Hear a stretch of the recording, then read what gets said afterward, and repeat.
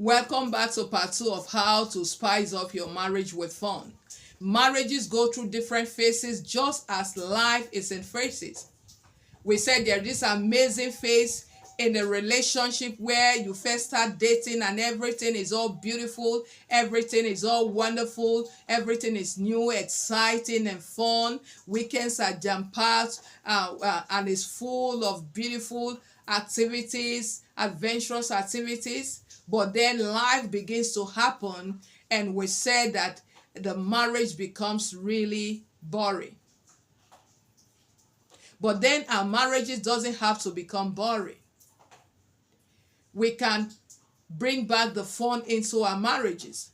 And in the first part, I gave us 5 things we can do to bring back the fun in our marriage. Number 1, I said you need to prioritize your marriage. Number 2, I said you need to know each other's love language and speak it loudly. Number 3, I mentioned the fact that you need to find things to laugh about as a couple.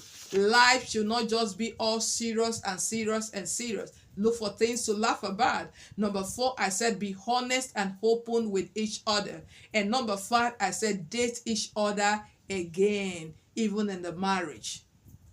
So let's go to number 6. If you're new on my channel and you have not subscribed, hit the subscribe button right away, turn on the bell notification so you will be notified as soon as I drop a new video. So number 6 is plan regular date nights. You have been it before, and it is harder than you think, but it's absolutely necessary and possible if you really want to do it. Can say, why do I make this statement? Because most scientists we have a lot of responsibilities. There are bills to pay. The children are there. We don't even have the time to begin to go on date nights. If you want to, you can do it. The things that we prioritize, the things that we value, the things that are important to us, no matter the responsibilities we have, we make out time for them. Now, if your marriage is important to you, and it should be, then you should be able to make out time for your partner. And part of the time you make for your partner is that you set regular date nights. You may not be able to do that every week. It may be once a month. Fine. Sit down, discuss with your partner, and fix a date. And stick to it. Okay? Stick to it. Because most times when we're married over time, we tend to prioritize other things over our marriage. And in Nigerian language, we will say, see finish begins to enter. That's why prioritizing your marriage was the first thing. You have to make it a top priority. If you have a scale of preference, your marriage should come after God. So you make it a priority. And because a lot of things will try to distract you, you have to be intentional about it, and you have to be intentional about putting time into those times have to be scheduled as part of your yearly calendar, as part of your monthly calendar,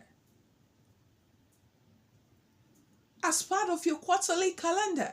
It should be in your schedule. It shouldn't be something that you want to do randomly.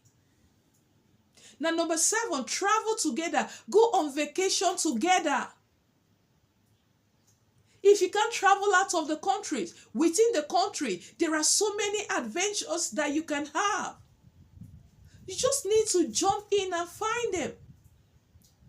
Now, going on vacation may be that you just take some days and go to the hotel. Sometimes you may just decide to spend a weekend with your partner in an hotel where you can be alone without distractions.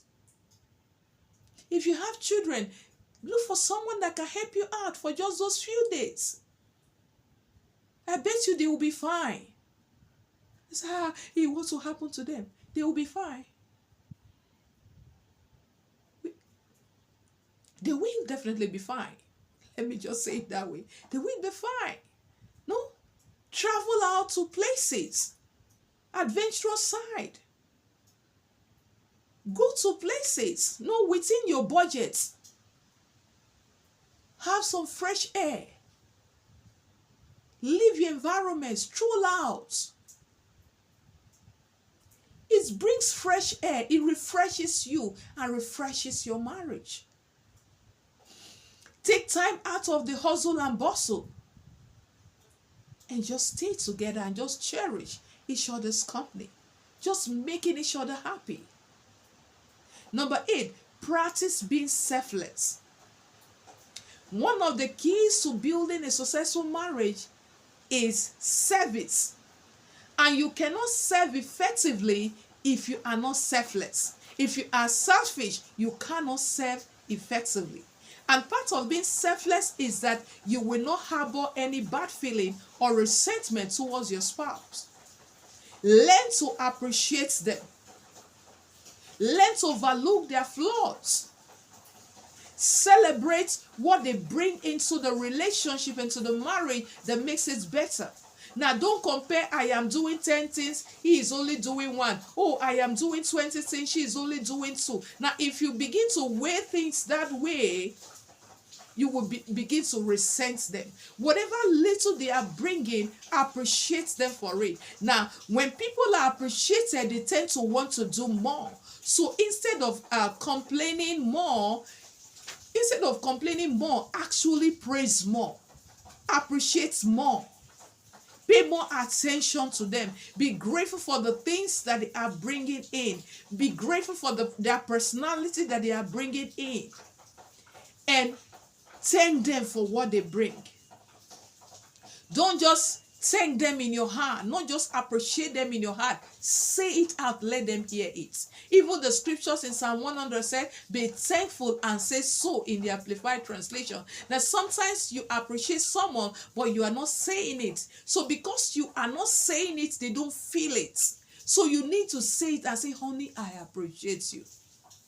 Thank you for all that you are doing. I don't know what I would have done without you. Oh, I don't know what my life would have been without you. Say it out. Number 9, surprise each other with their perfect date night. Surprise your spouse with their perfect date nights. Find out what your partner's idea of a perfect date is and plan it to surprise them with it. It may be a surprise birthday party. It may be a surprise appreciation party. You may organize, maybe just arrange some people that are close to your partner, to their spouse, and just do something to surprise them. It may be their birthday, or maybe there is a milestone in their life that they have achieved. You can plan something to surprise them. Okay? Do this once in a while. It has a way of bringing fun back to the marriage. Number 10, spice up your sex life. Because that's a major part. A major part of bringing fun in the marriage. Because sex is one of the things to go down. One of the things that goes down when people are consumed with trying to meet up with responsibilities, trying to hustle to pay the bills. The sex life is one of the areas that suffers the most. So it means if sex life is one of the areas that suffers the most when people are pressured, then we need to be intentional about having more of it. Let that area never suffer. And to do this, you have to be intentional about it. And men, one thing that you can do to ensure that that area of your marriage does not suffer is you learn to help more around the house. Try to help her around the house, especially if there are no helps in the house. You will have to try to help more. Like they say, sex begins in the kitchen. If you want it in the nighttime, don't be nasty all through the day and suddenly become loving. No, suddenly become loving. You suddenly become a lover boy and you suddenly become romantic when you want it in the night. No, if you want it later in the day, all through the day, be nice. Be considerate. Sometimes you may need to just send a message We know you are busy. You are trying to work to take care of the needs in the family. But sending a text message wouldn't even take up to a minute. May just be something as simple as, honey, I love you. I was just thinking about you and I said, let me send this message. You are the best thing that happened to me. How many seconds did that take? You send it. That can change the whole atmosphere.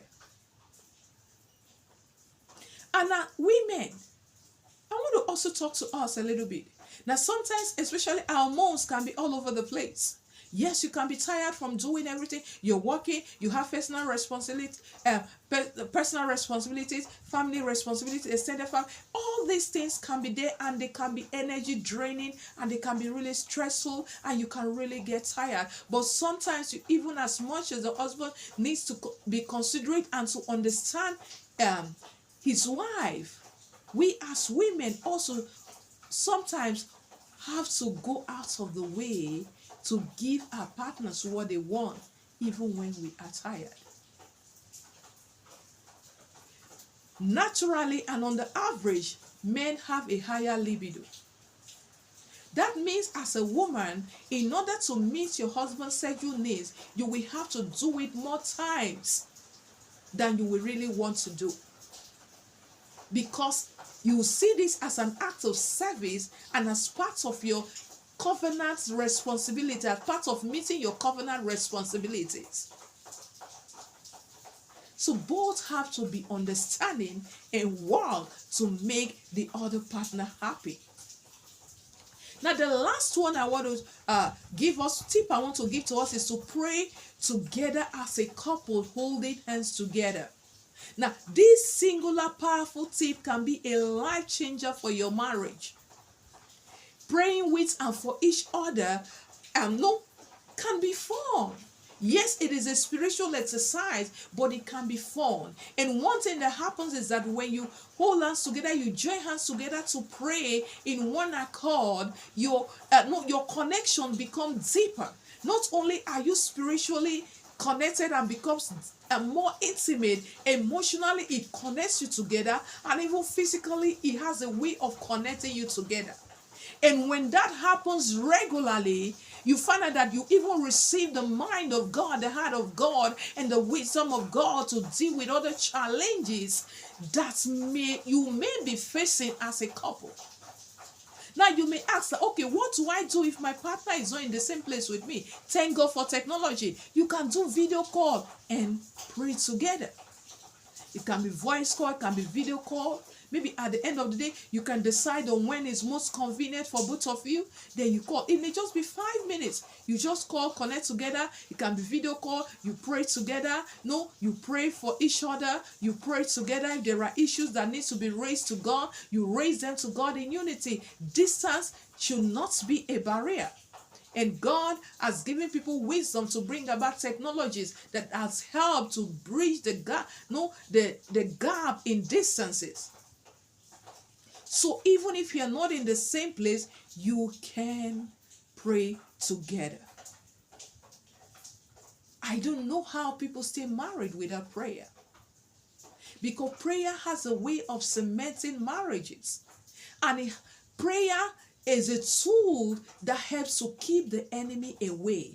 Prayer is also a tool that helps to yield the hearts to become more loving, because prayer will help you to receive the love of God. And when you receive the love of God in your heart, it will make it easier for you to love your partner and your spouse the right way.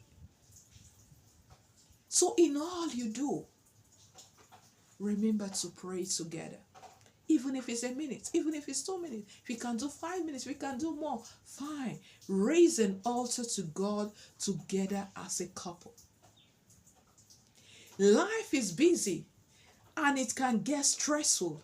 As such, we have to be intentional in investing in our marriages and in our spouses. Marriage is the second most important area of your life other than your relationship with God. Therefore, it deserves all the time, all the investment, and all the sacrifices that you will ever need to make it work. Nothing you do to make your marriage work is too big.